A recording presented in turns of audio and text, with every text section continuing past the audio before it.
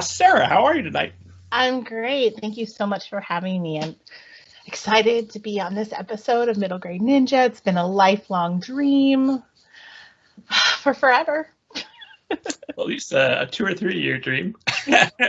Well, actually, You and I had talked about, you and I and the other young adult cannibals had talked about starting a podcast. In fact, we had a fancy microphone that it felt like we passed around between us. And I have not used that microphone once the entire time we've been doing the show. I was thinking about that earlier today because we had talked about let's do this, and then life happened, and then I was when you started doing this podcast, I was really excited because at least one of us was making good on that dream to do the podcast and interview authors. So it really is an honor to be here, and I'm super excited to be one of your guests. Well, esteemed audience doesn't know you like I know you, but they do know I'd never summarized anybody else's biography or anybody else's book. Why would I make you sit through that? So let's start with, if you would, give esteemed audience kind of an overview of your background. So I am the author of 2 books. The first book is, like you mentioned, is It's a Wonderful Death. And then my new book is Where There's a Whisk. I like to write fun, light-hearted YA books. When I'm not writing, I'm also the mom of 2. I am also a college admissions counselor as of about 6 weeks ago. So that's been interesting. I'm getting to work with first-year students, which is the age group, the demographic that I really like to write for when I'm putting pen to paper. I have a dog, and my office is eventually going to look like a Ravenclaw common room. So I'm very into Harry Potter, the problematic author aside. Well, I feel like we should still be allowed to enjoy the work that has meant so much to us, even if we have to, give her the side eye. Mm. And if esteemed audience is curious, I never get tired of bragging that I had the opportunity to chat with editor Cheryl Klein, who worked on the Harry Potter books, and she had some very choice words about J.K. Rowling in her most recent comments. That's episode 100. I wouldn't steer you wrong, esteemed audience. As soon as you're done listening to us here, go back and check that out. I know I will be.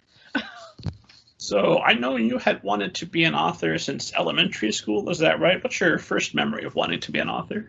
So I was obsessed with the Choose Your Own Adventure books, and I was probably in 4th grade when I realized that the author got to control the characters. Well, I thought the author controlled the characters. I've learned so much since then. I was just a 4th grader, And I told my mom, I'm going to be an author when I grow up. And she's like, that's great. You still have to go walk the dog. And that was kind of the beginning, the humble beginnings of my dream to be a writer and to publish books. I didn't know what I was going to write because I was, 10, but maybe 9. But yeah, I've always wanted to be a writer. I always knew I was going to be, but it took a little longer than I had expected to get there. Doesn't it almost always, except for those few rare people that we all are so happy for, because it's a very supportive community, of course. Right. So happy for them. So happy for their immediate success. You were a big reader, right? Mm-hmm. I've always been a reader. My very first book that I ever bought on my own, I still remember what it was called. It was My Mother the Witch. I recently found it on eBay and ordered a copy because I felt like I had to have that book just because it meant so much and stuck with me. But yeah, I've been reading nonstop since I was a kid, and I think it was obviously reading and writing are 2 different hobbies, but for me, writing was the extension of being able to escape into those worlds that I found in the books. And then I got to go create them. And that was such it was cathartic. It was really cathartic. I didn't have the best home life growing up. Things were kind of rough around my house, and that was where I always turned to. I turned to books to escape, like so many of us do. And when I found myself wanting to stay in those worlds longer and longer, that was kind of where I was like, yeah, I've got to figure out a way to make this happen. It wasn't until I became a mom, though, that I actually sat down and wrote my first book. I don't know what that means about escapism when you have 2 under 2, but yeah, I was trying to escape. what I just heard is if esteemed audience is looking to become an author, the first thing you need to do is have a child, obviously. That or like serious trauma. One of the two. Why not both? Sure. Go for it. And I know that you had come in second at a county-wide writing contest when you were a freshman in high school and did not become bitter and jaded when the English teacher's son managed to win it. Is that right?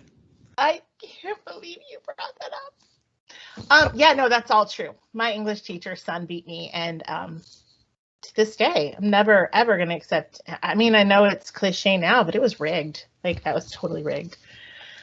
Whatever. I've grown.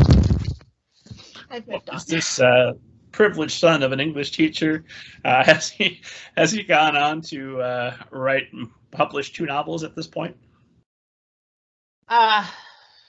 Probably not. No, probably. I don't know. I don't know. I'm going to assume not, because had I seen him at any of the book conventions or something, like, my spidey senses would have tingled and I'd have been like, there's the villain. So, yeah. He would have come up to you and said, being the son of an English teacher, it's so difficult. I was as much a victim as you, and then you could have commiserated. Yeah, that's exactly how it would have ended. Well, you lost. You might have lost the battle, but you obviously have won the war. Yeah. Yeah. And I know that you had, I'm going to bring up all your trauma just right away, but I know that you had also had a very bad experience of someone making fun of your writing that stopped you writing for a time. And I know that anybody who ever does anything creative is going to have somebody that says something crappy to them about it. That's just the law of nature, it seems like. So how did you overcome that? And how might anybody listening who's had a similar experience overcome that?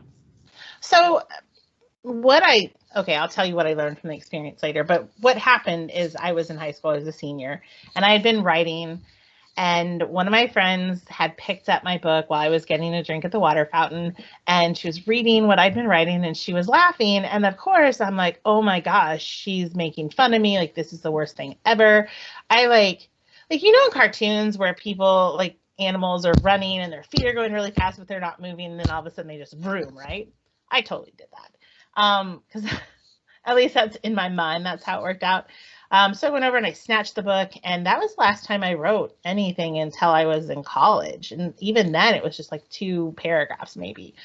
So the moral, like the end of this story is she actually reached out to me on Facebook several years ago and was like, the one thing I remember about you is you were like, we were friendly. So she knew a little bit more, but she's like, I just remember what a good writer you were.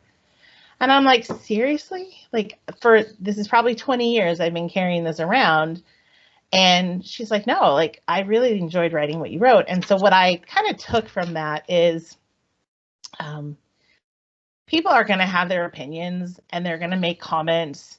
It doesn't matter if you're a writer or, you perform in a band or whatever. People are going to have criticism, or you're going to interpret things that they say or do as criticism.